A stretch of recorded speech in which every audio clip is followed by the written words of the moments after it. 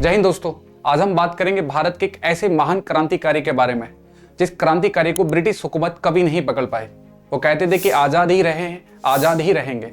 जी हाँ, हम बात करें भारत के एक महान क्रांतिकारी चंद्रशेखर आजाद के बारे में। चंद्रशेखर आजाद 1921 में असहयोग आंदोलन के समय पहली बार ब्रिटिश पुलिस के द्वारा गिरफ्तार किए गए, जब उनकी उम्र महज 15 वर्ष थी। गिरफ्तारी का कारण उस समय एक पुलिस अधिकारी के द्वारा असहयोग आंदोलनकारी महिलाओं को लाठी से पीटना था, जिस दृश्य को देखकर 15 साल के बच्चे चंद्रशेखर आजाद को बहुत गुस्सा आया।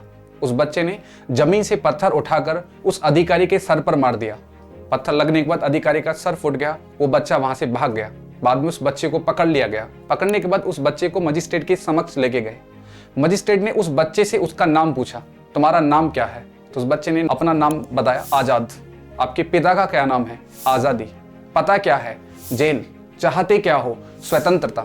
ऐसे शब्दों को सुनने के बाद मजिस्ट्रेट को उस बच्चे के ऊपर बहुत गुस्सा आया। उसने उस बच्चे को 15 बेत लगाने का आदेश दिया। उस बच्चे के शरीर पर 15 बेत बरसाए गए। हर बेत को लगने के बाद उस बच्चे के मुख से सिर्फ एक ही आवाज निकल कर आती थी, भारत माता की जय, वंदे मातरम। 15 साल के बच्चे के शरीर पर 15 बेत बरसाने के बाद उसकी कमर और पांव पूरा लहूलुहान कर दिया गया, लेकिन उस बच्चे की जबान से एक भी चीखने की आवाज नहीं आई।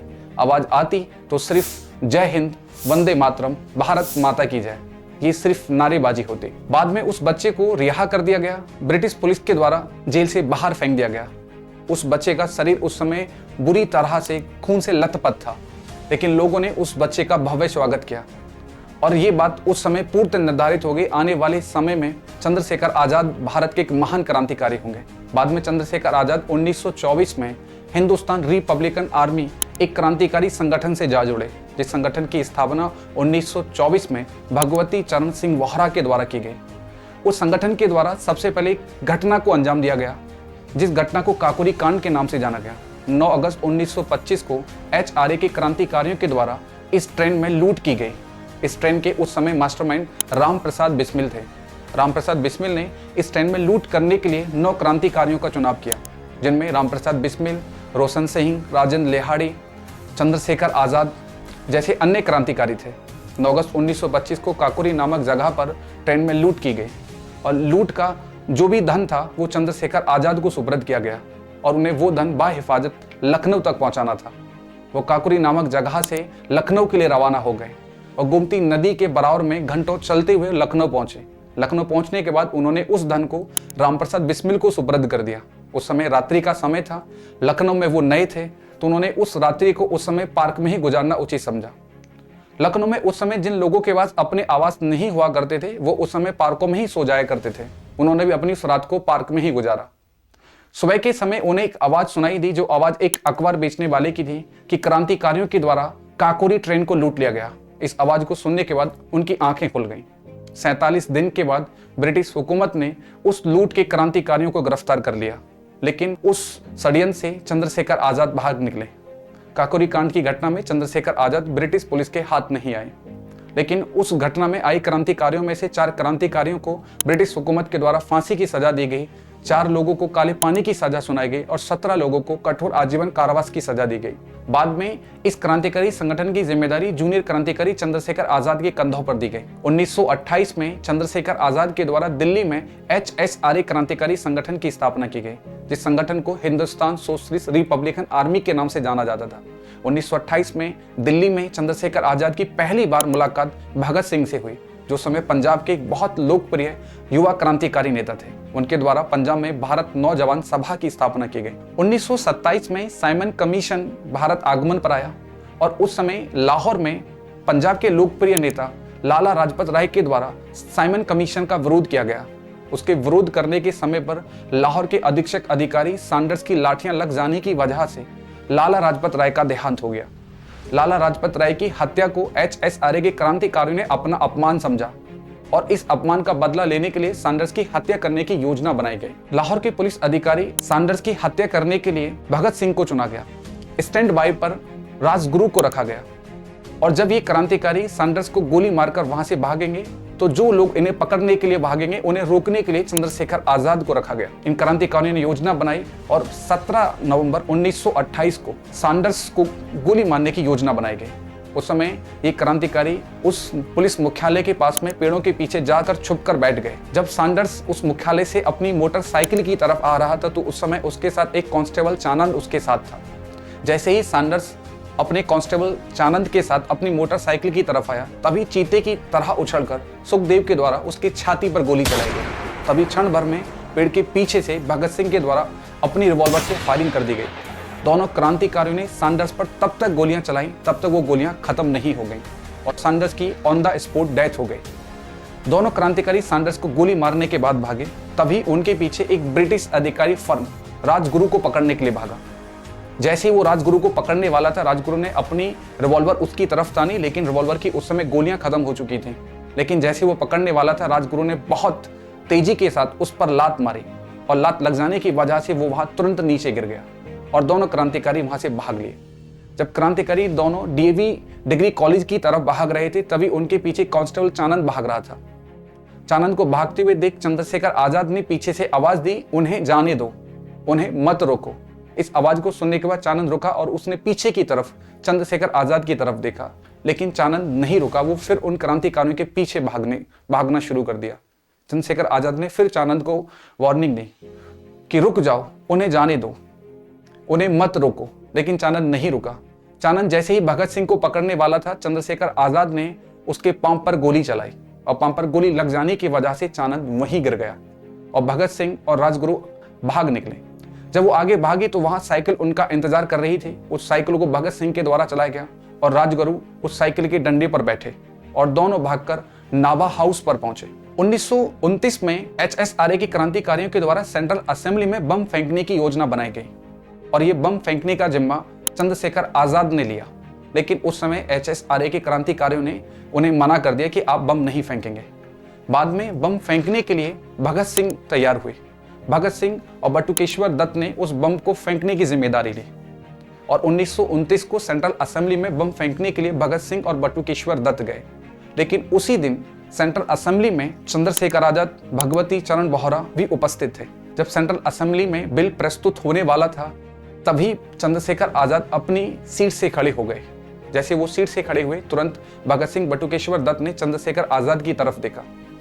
उन्होंने हाथ खड़े कर उनसे विदाई ली और विदा लेते हुए उन्होंने संकेत दिया कि वो अपने काम को जारी रखें। जैसे ही बिल प्रस्तुत होने वाला था, तभी खाली ब्रेंचों पर भगत सिंह के द्वारा बम फेंक दिया गया। बम की आवाज और उसके धुएं में वहां भगदड़ मच गई और वहां से दो आवाजें आना शुरू हुई, इनकलाब जिंदाबाद, HSRA जिंदाबाद, और कुछ पर्चे बखेरे गए भगत सिंह और बटुकेश्वर दत्त के द्वारा, जिन पर्चों पर लिखा हुआ था कि बहरे कानों तक आवाज पहुंचाने के लिए बम का उपयोग किया गया। उस घटना के बाद चंद्रशेखर आजाद दिल्ली से तुरंत झांसी के लिए रवाना हो लिए।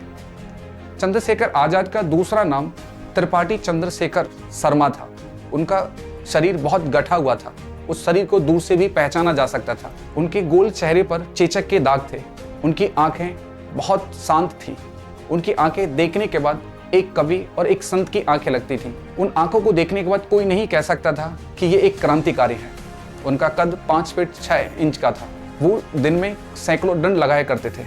उनकी पसलियां बहुत मजबूत थी, हाथ उनके लोहे की तरह मजबूत थे। कहते हैं कि चंद्रशेखर आजाद का निशाना बहुत अचूक था और उनका निशाना अचूक होने का कारण है कि बचपन में उन्होंने भील जाति के बच्चों के साथ तीर कमानी की थी, लेकिन समय गुजरते हुए उन्होंने तीर कमानी को छोड़कर पिस्टल और कारतूस रखने शुरू कर दिए। कहते हैं कि उनके निशाने की प्रशंसा उनके विरोधियों के द्वारा भी की गई कि उनका निशाना बहुत अचूक था। जिस लक्ष्य को निर्धारित करते थे, वो गोली उसी लक्ष्य को जाकर लगती थी। चंद्रशेखर आजाद बहुत कम खाना खाते थे।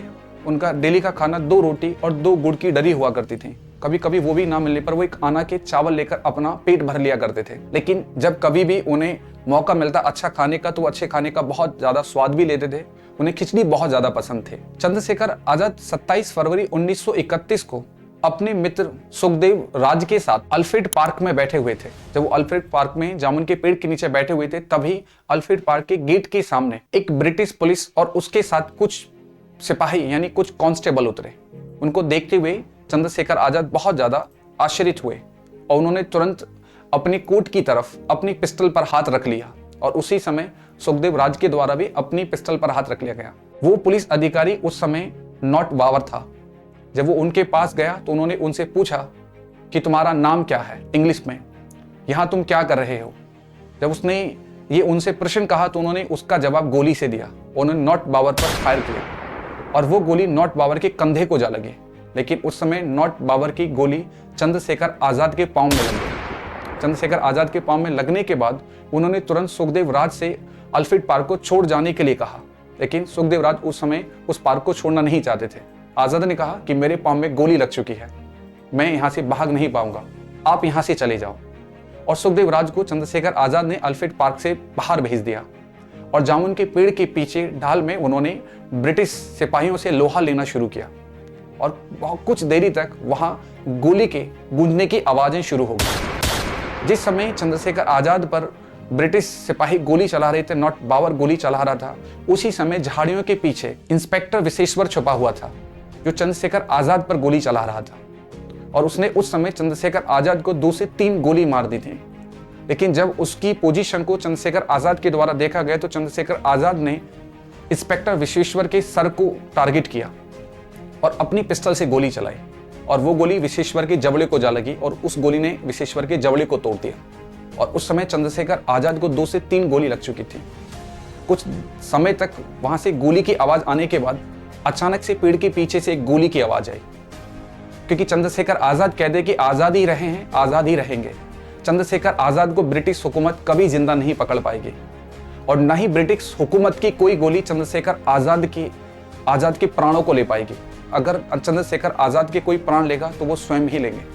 और एक गोली वो उस समय अपनी पॉकेट में रखकर घूमते थे।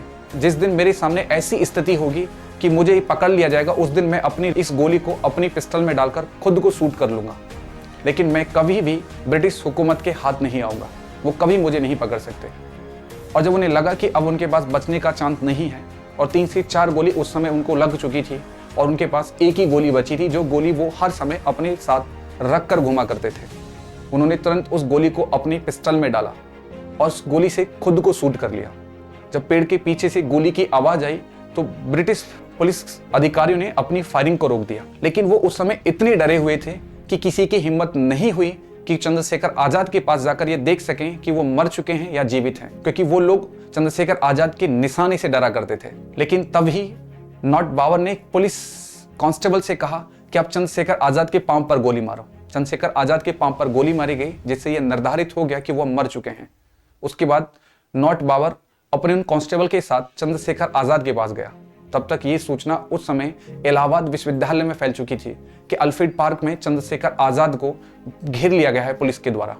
हजारों की तादाद में विद्यार्थी अल्फ्रेड पार्क में पहुंचे। इस बात की सूचना इलाहाबाद के कांग्रेस नेता राजश्री पुरुषोत्तम दास टंडन को पता चली। वो तुरंत अल्फ्रेड पार्क की तरफ गए और उन्होंने उस समय चंद्रशेखर आज़ाद की पार्थिव शरीर को नॉट बाबर से मांगा, लेकिन नॉट बाबर ने वो शरीर देने से मना कर दिया। बाद में उनके शरीर का पोस्टमार्टम किया गया और ब्रिटिश हुकूमत ने उनके शरीर को जला दिया। उनके परिवार के लोग उनके शरीर को लेने पहुंचे तो तब तक उनका आधा शरीर जल चुका था। उनके शरीर को जल जाने के बाद उनके शरीर की अस्थियों को लोगों ने एक तख्त पर रखकर इलाहाबाद में जुलूस निकाला। जहां जहां से उनकी अस्थियां गुजरी, लोगों ने चंद्रशेखर आज़ाद के ऊपर फूल बरसाए, उनकी अस्थियों पर फूल बरसाए गए और लोगों ने चंद्रशेखर आज़ाद जिंदाबाद के नारे लगाए। और कुछ समय तक इलाहाबाद में शोक मनाया गया चंद्रशेखर आज़ाद की मृत्यु का। और चंद्रशेखर आज़ाद कहते थे कि आज़ाद ही रहे हैं, आज़ाद ही रहेंगे और ब्रिटिश हुकूमत कभी भी हमें नहीं पकड़ पाएगी। और अपने ही प्राणों को स्वयं चंद्रशेखर आज़ाद के द्वारा ले लिया गया। ऐसे महान क्रांतिकारियों के लिए हम नमन करते हैं और ऐसे महान क्रांतिकारियों के बलिदान से हमने अपने देश की स्वतंत्रता देखी और आज भी हम ऐसे क्रांतिकारियों के लिए ऋणी हैं। हमारे आज के समय के आदर्श नेता हमारे चंद्रशेखर आज़ाद, भगत सिंह, खुदीराम, राजगुरु, सुखदेव जैसे क्रांतिकारी हैं। चलो अब आपसे मुलाकात होगी अगली ऐसी विवेचना में। तब तक के लिए जय हिंद।